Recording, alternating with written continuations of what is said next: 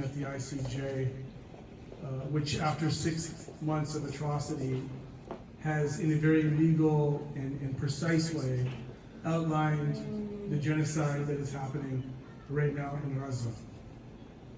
But of course we know that history did not start in October. We know that it didn't start in 1948. We know that this Nakba, this ongoing catastrophe, has been happening for generations of Palestinians. And you are part of an incredible legacy in this world. There is so much that has been said, but I think the one thing that has really stuck with me is this idea that Palestine is teaching the world about freedom. And I came to my politics, and certainly having had the privilege of working with my sister for the last close to 10 years perhaps, I come to my politics as a freedom seeker myself. My people would have been caught in slavery in the United States of America and would have broken those chains of slavery and found their way to the promised land here in Canada.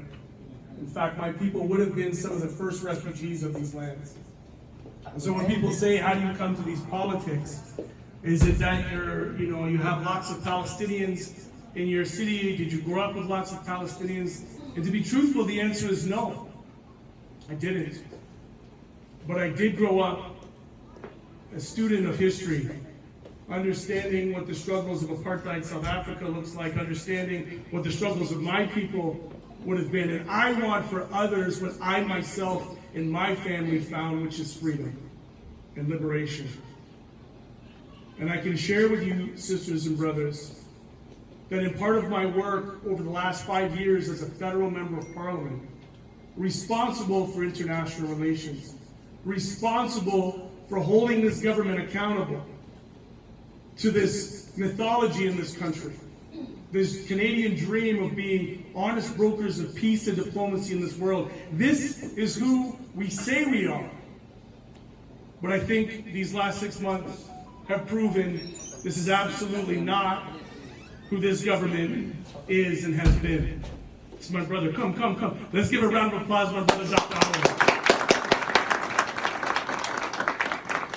Dr. Arwood is my brother.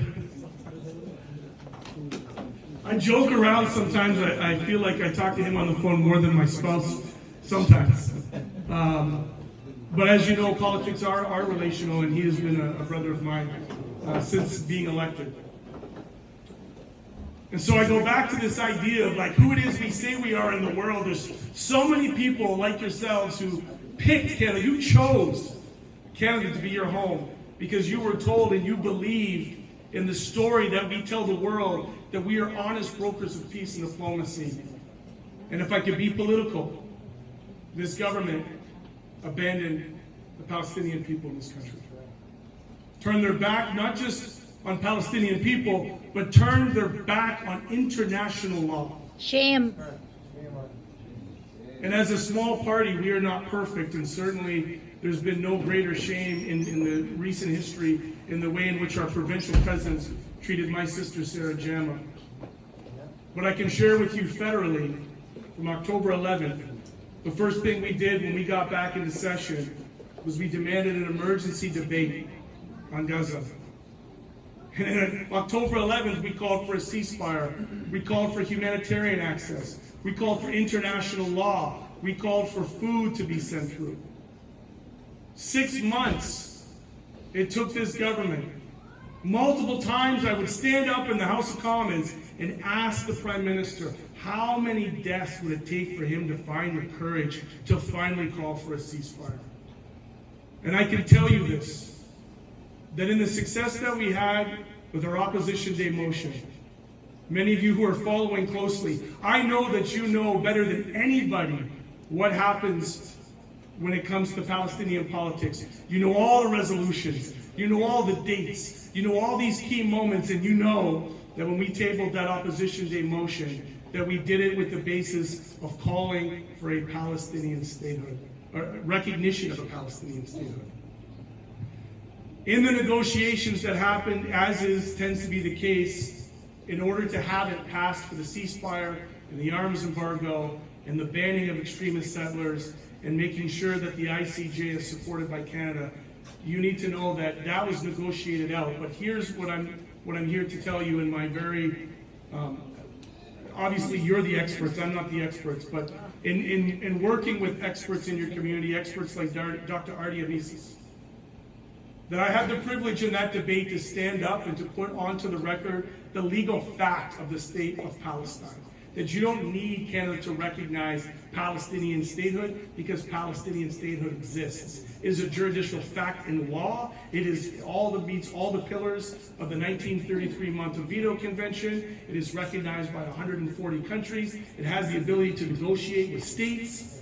These are the things that statehood in the international law and legal community require. So regardless of whether or not this Liberal government had the courage to acknowledge Palestinian statehood exists as a legal fact, as it did before the Zionist Project of Israel. And, you know, the other things that we were working on, things that came from the community, is ensuring that we focus on the things that Canadians can control. We are by no means a major player in this world. I'm under no illusions that there's something we can present in our House of Commons that will automatically have an impact in what's happening in Gaza right now. However, we have a responsibility. And we have a responsibility to adhere to international law, and we have a moral obligation to do no harm. We also have a responsibility to Palestinian Canadians and their families that are still being held hostage in Rafah, as much as we have a responsibility to all of you here in this country to ensure that your civil liberties and your rights and freedoms are protected under the Charter here, so that we don't impart and import an administrative apartheid, the type that I experienced when I visited very briefly not too long ago in the West Bank. That in our systems of immigration and our systems of evacuation, that each and every one of you and your families should be accorded the same rights and principles as anybody else in this country. And that's your ability to be proud. And people tell me Palestinians are special, but it took, although I meet so many extraordinary Palestinians in this country, it took going to West Bank to really get an understanding of what that means. I am not a Muslim. But the Palestinians in the West Bank taught me about Iman, a 9-year-old, taught me about faith. When she shared the story of her older 17-year-old brother murdered by the IOF, shared the story of the raids in her house. 9 years old, she looked me right in my eye, and this is in Jenin. The day before it was raided. They didn't want us to go there. We went anyways. We went to the community center, and we met this 9-year-old girl through an interpreter. She said they do this because they want to make us afraid. They do this because they think that if they make it hard enough for us, we'll leave, but we will never leave these lands. 9 years old. I have a 7-year-old son.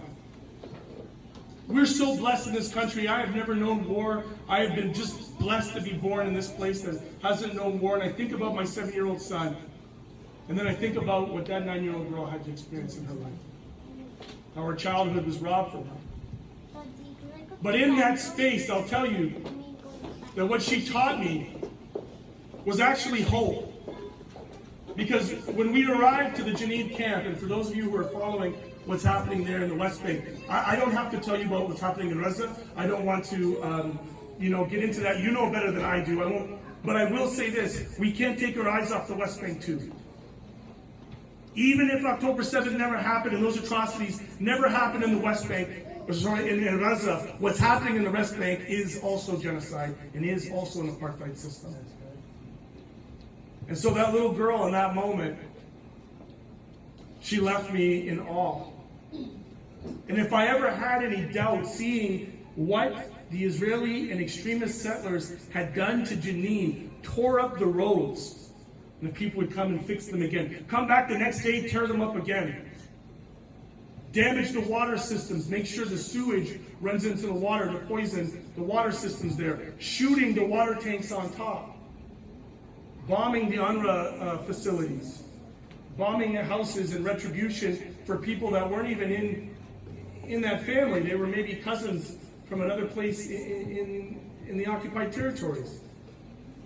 But what I saw when I walked through those streets was a resilience and a strength and a hope that I know, which you know, that in our lifetime I do believe Palestine will be free.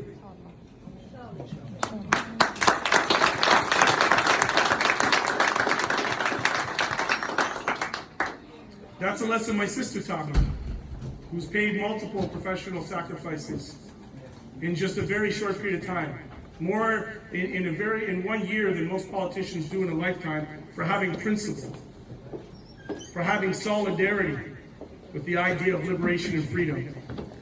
And I'll say this, that coming back from that place, I, like I'm sure many of you in my small way, although I by no means have any kind of understanding about what you must be going through, but I also felt the survivor's guilt leaving that place. So much so, I got to the border when we were in Jordan. You know, I went to the bathroom and I had a panic attack because I didn't have my passport on me. And when I was in those occupied territories, I knew that at any single moment that I could be pulled over and dehumanized by the IOF.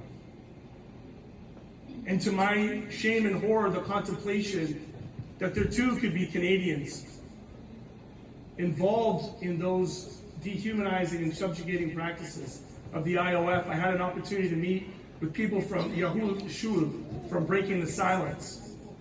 Even within their own context, their own soldiers are speaking out against these atrocities.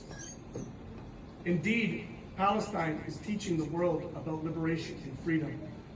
And what's at stake in this moment with the ICJ, with those criminal court proceedings, is not just the fate of Gaza and Palestine, but it's actually the fate of the international legal framework of a rules-based order.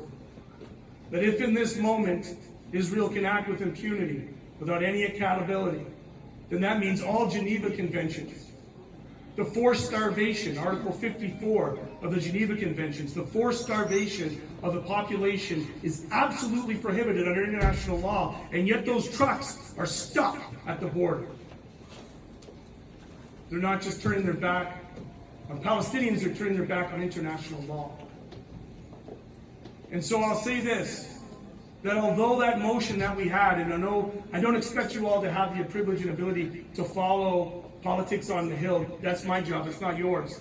But I need you to know that we only have 3 opportunities to put forward a motion. And it was so important to our caucus that this conversation happened, that in a way we did actually make history in this country. That the conversation, the word Palestine, the notions of freedom, the legal precedents, the law that was put into the public record happened more in one debate than probably the history of this country. We called the question. And it's only because of you. It's only because of the leadership of the community. Make no mistakes about it. This liberal government, you can't shame the shameless. But it's only because of your resolve to be in the streets, to do direct action, to call your MPs, to sign those petitions. I know you think it doesn't matter, but I'm here to tell you it does. Every time you meet as a community in this building, every time you wear your kufiya in the community, it matters every single time. And so in close, my commitment to you is this, that just because we didn't get everything we wanted from that motion, we will not stop fighting, sisters and brothers. And in these weeks and months, I'm going to be out in your communities. I am committed to tabling a private member's bill called the Nakba Bill, and I've been working very closely with community, Dr. Awad and others, because we want to make it in this country, and I need to be very clear, we want to make it so understood that the denial of the Nakba needs to be as socially unacceptable as denying the Holocaust or any other genocide that we've had in history. That's our commitment.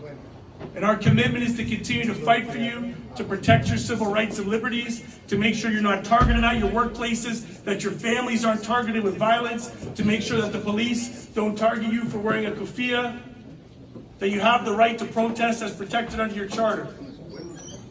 You're teaching Canada about freedom, and know that every step that you take, I'll take that step right alongside you. Thank you so much for having me here tonight.